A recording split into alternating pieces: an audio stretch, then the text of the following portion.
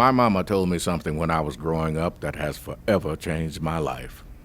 She played the piano at our little church at 3rd and Pine Street for 37 years. She tried to teach me to play the piano, but I wasn't very good. She would teach me the names of the notes, what a major key is, what a minor key is. She tried to teach me musical theory, but I was just bored.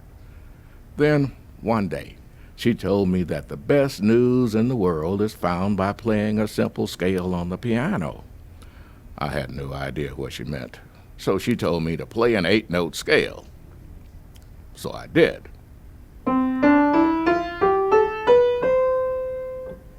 I said, "How is that good news?" And she said I played it incorrectly and that I needed to play it the other way. So I did.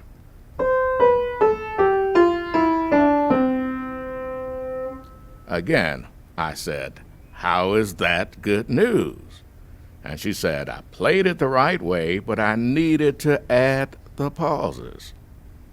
"The pauses?" She said, "The pauses. Add them on the first, second, fourth, sixth, seventh, and last note." Now, I was frustrated and said, "How can 8 notes with random pauses be the best news in the world?" Then I got up, walked away, and went outside. Frankly, I didn't care what she was talking about. I didn't like playing the piano anyway.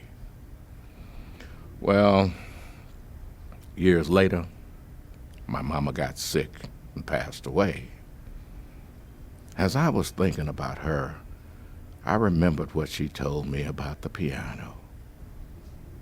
Not only that, I still remember the notes she told me to pause.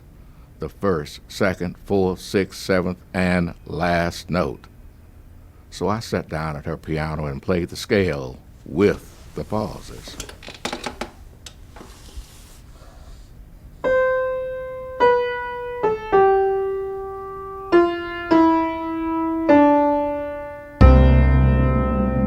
And that's when I realized the good news she was talking about.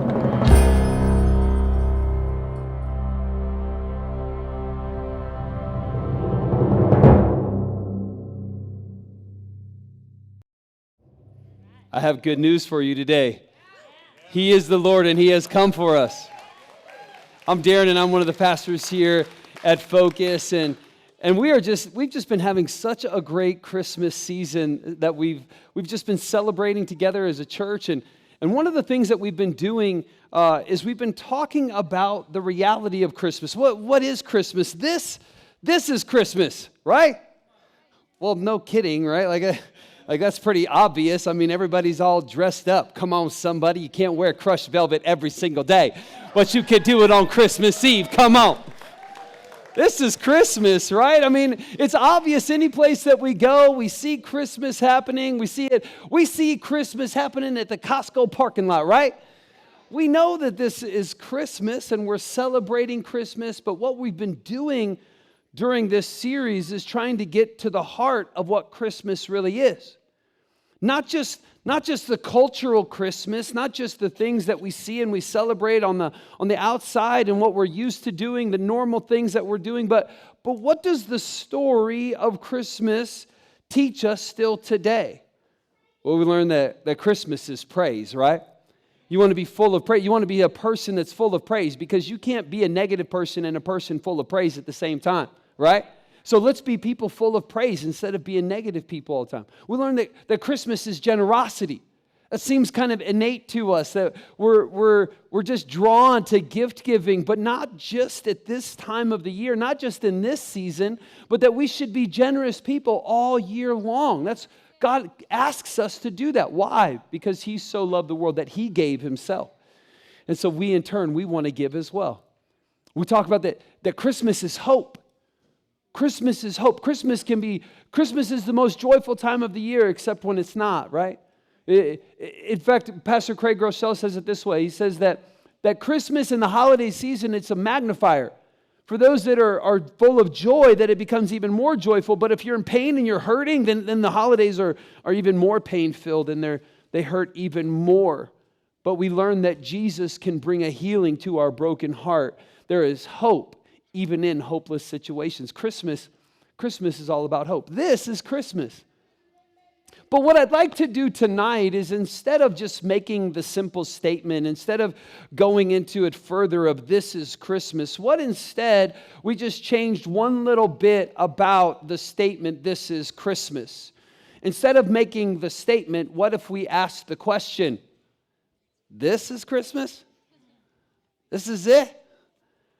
This is what we got, just the gifts? Like, gifts are great, giving gifts are great, but is it the materialistic side of things that we've all been duped by the retail business? Is that what this is Christmas, right? This is Christmas, spending time with our friends and our family, which is just wonderful, isn't it? And unless you got some of those relatives, Uncle Bob's coming over. All right, I can't talk about politics. Nobody wants to talk about politics these days, right? And I'm not talking about the Suns. Come on, somebody, let's have some hope this year, right? Like, you got to go through the whole list of things that you can't talk about, and then as soon as somebody does talk about it, you're like, I'm hiding out in the corner the entire time, you know? Like, this is Christmas? Is this really what it is? Now, I don't know about you, but I love to ask questions because I love the discovery of truth. I love to ask questions. And we've been asking a lot of questions in our house lately. And the reason why we've been asking so many questions in our house lately is because just about a month ago, we got a new thing called Disney Plus. Come on, somebody, right? Anybody Disney Plus fans out there? Yeah, we got Disney Plus up in our house. And the thing is that we've been watching Disney Plus, and because we've been watching it, like, we have more questions.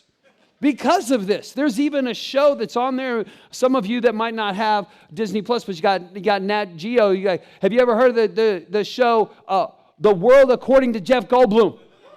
That's all about questions. He's asking questions. He's like, what's the deal with tattoos? Why are tattoos such a big deal anymore? Why do people wear denim so much? What's the deal with sneakers? I don't even need to ask that question. I know the answer to that one. Come on, Team Comfy. Come on, that's what I'm talking about. But he asks all of these questions because he's trying to find some truth. He's trying to discover truth. Disney Plus has filled our house full of questions. Disney Plus has it's wrecked us with this question. Who is Baby Yoda? Come on. The cutest thing in the entire world. That's who Baby Yoda is. I don't know his name yet, but it's just so cute, right? We have questions in our house because of Disney Plus, and we have questions in our house because there's another show on there that just puts so many questions in front of us. Forky asks a question. I don't know. See, like the front row, it's my kid. If you haven't seen this yet, they ask some serious questions. What is art? Because sometimes I look at art and I'm like, that ain't art right there. I don't know what that is. I don't know why that costs millions of dollars. Somebody else could have done that. What is a friend? What is love? These important questions that can drive us. Questions are so important to discover truth. But there's sometimes when we ask a question or a question is asked of us and it's so hard and it's so difficult that we just stop and we just pause and we just say, I don't know, right? There's hard questions in this life, like this one. What has 4 fingers and a thumb but is not living? That's a hard question, right? Some of y'all want the answer, but I'm not going to give it to you. These are hard questions that we have. How about this one? I don't even know. I don't even know how you say all of that, right? Like, I don't even know how to ask the question, let alone, like, we're just gonna go right on past it because we get such difficult questions that we don't even know where to turn to. So sometimes we just have to ask Siri. Come on, Siri, what's the meaning of life? Because I don't know. There's hard questions in this world, and some of those questions leave us in a place where we just pause and we feel like we have no answer. What's my purpose? What is the meaning of life? How about this question? Does God really exist? Those are questions that are hard for us. They're questions that push us sometimes to a place where we don't even feel like there's a hope of an answer, let alone, and we just stop. We just stop. Like, I'm just going to ask the question because a question is safe. A question is something that I can just throw out there, and then if it's too hard, I'm just going to pause, and I'm not going to worry about even trying to find the answer. Questions. Matthew 1:23 says this, "The virgin will conceive and give birth to a son, and they will call him Emmanuel," which means God with us. He's God with us. So the story of Jesus, is that true? Does God really exist? What is the purpose? If this story truly is what it says it is, why did he choose this way to come and be with us? Why did he choose this way to save us? And some of us ask the question, and it's so difficult for us. Let me tell you a story about a man, a good man, a family man. Oh, he was not a Scrooge. He was kind, generous, and upright in his dealings with others, but he just didn't believe all that incarnation stuff which the churches proclaim at Christmas time. It just didn't make sense, and he was too honest to pretend otherwise. He just couldn't swallow the Jesus story about God coming to earth as a man. "I'm truly sorry to distress you," he told his wife, "but I'm not going with you to church this Christmas Eve." He said he'd feel like a hypocrite, that he'd much rather just stay at home, but that he would wait up for them. Shortly after the family drove away in the car, snow began to fall. As he sat in his fireside chair and read the newspaper, he was startled by a thudding sound, and then another, and then another. At first he thought someone must be throwing snowballs against the house, but when he went to the front door to investigate, he found a flock of birds huddled miserably in the snow. They had been caught in the storm and, in a desperate search for shelter, had tried to fly through his living room window. Well, he couldn't let those poor creatures just lie there and freeze, so he remembered the barn where his children stabled their pony. Quickly, he put on a coat and galoshes and tramped through the deepening snow to the barn. He opened the doors wide and turned on a light so the birds would know the way in. But the birds did not come in. He figured food would entice them, so he hurried back to the house, fetched breadcrumbs, and sprinkled them on the snow, making a trail to the yellow-lighted, wide-open doorway of the stable. But to his dismay, the birds ignored the breadcrumbs. He tried catching them. He tried shooing them into the barn by walking around them and waving his arms, but instead they scattered in every direction, except into the warm, lighted barn. And then he realized they were afraid of him. To them, he reasoned, I'm a strange and terrifying creature. If only I could think of some way to let them know that they can trust me, that I'm not trying to hurt them, but to help them. But how? And he thought to himself, if only I could be a bird and talk to them and mingle with them and speak their language and tell them not to be afraid, then I could show them the way to the safe, warm barn.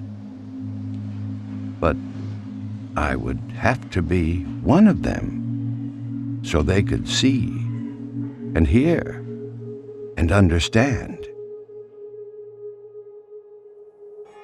At that moment, the church bells began to ring.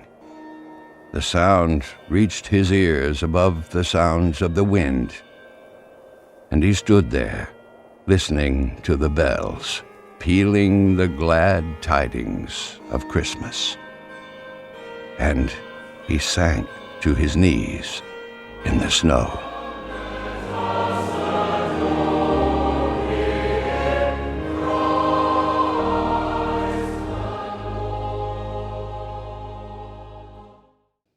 His name is Emmanuel, and he is God with us.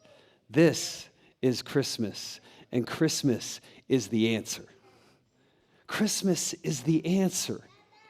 So many times we sit there and we ask the question, does God exist?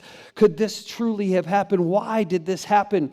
Because he wanted to experience everything that you and I experience, to be able to show us the way, to show us the way to the Heavenly Father. There are some hard questions that we face, some big, broad questions that are existential, that we feel like, well, there is no answer to it. Let me tell you, today, there is an answer, and Christmas is the answer. Let me make it as simple as I can for you. Is there a God? Yes. Is the story of Jesus true? Yes. Christmas is the answer. I'm here to tell you and to give you hope and encourage you. Don't get stuck inside of the questions. Don't get into a place where you think, well, those questions are too big and too bold for us to be able to try to conquer. We're not trying to conquer a question. We're just trying to be able to receive an answer during this season. This is Christmas? Yes. And Christmas is the answer for you. Christmas is the answer for your future. Christmas is the answer for your purpose. Christmas brings healing to your past and gives you a direction for you to be able to live your life. It is the moral compass that we have, and it is where we fix our eyes on eternity. Christmas is the answer. John 14:6 says this, Jesus answered, I am the way and the truth and the life, and no one comes to the Father except through me. He is the way. He is the way for us to live. He is the truth. Christmas is the answer. He is the life. It is God's will that none of us should perish, but that we will all experience everlasting life. Christmas is hope, and He has a future in store for us. That's what Jesus brings us. This is Christmas, and Christmas is the answer. I'm here to encourage you today. I'm here to encourage you today. Don't get stuck in the trap of questions. Like I said earlier, that I love questions.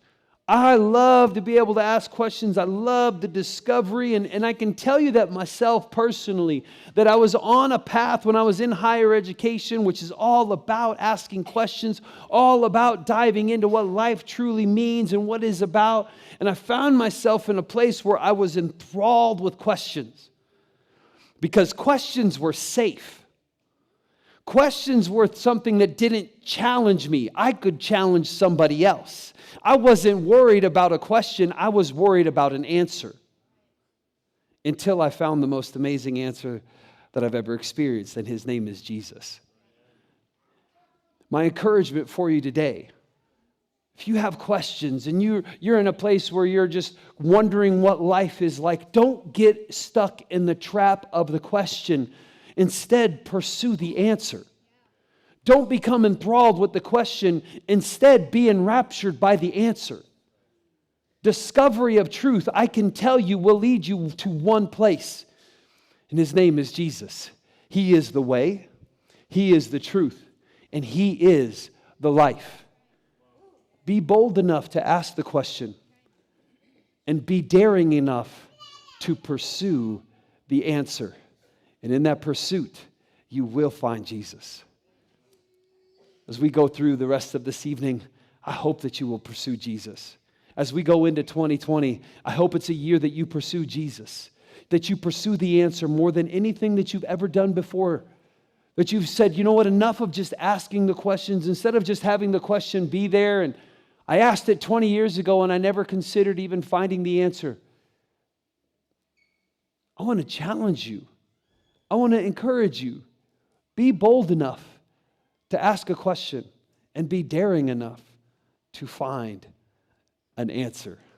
This is Christmas, and Christmas is the answer. Come on, somebody. Come on, somebody.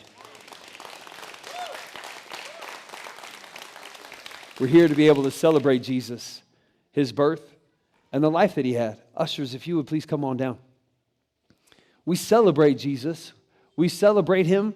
We're so excited about him. And so what we're going to do is we're going to remember him at this time.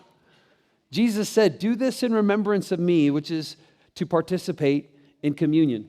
And here at our church, we have a thing we call open communion, which means it's open to everybody. Everybody's willing to participate. The ushers are going to begin to pass things out. And as they're passing it out, that there's 2 cups, they're stacked up on top of each other. And my encouragement for you is to go ahead and to take both of them, pause and wait, and then we'll give some instruction as everybody else has received their elements.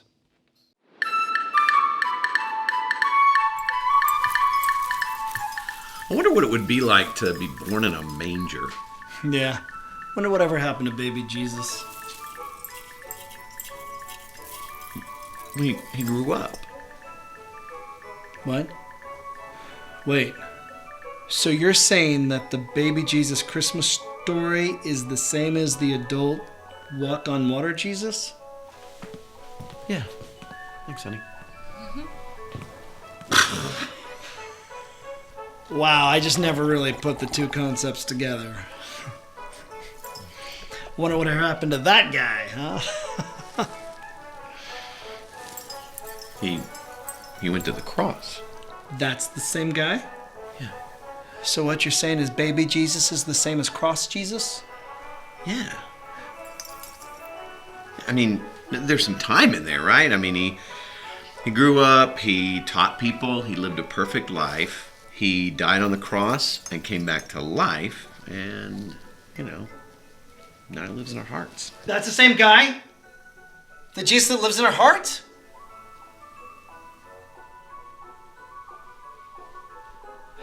Okay, I was really... Oh, wow. Okay, I never really put all those guys together, Only one guy. I tell you this. Here's an idea. Maybe we stop just making Christmas all just this once-a-year isolated thing, but we make it an ongoing story about the salvation in our hearts and lives. Up top. That's the idea.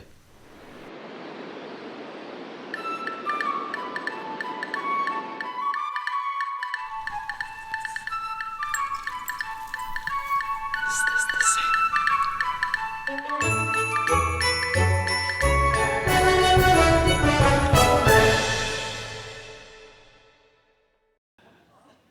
We celebrate Jesus today. He is the same baby Jesus, the one that saved us from everything. And he said, do this in remembrance of me.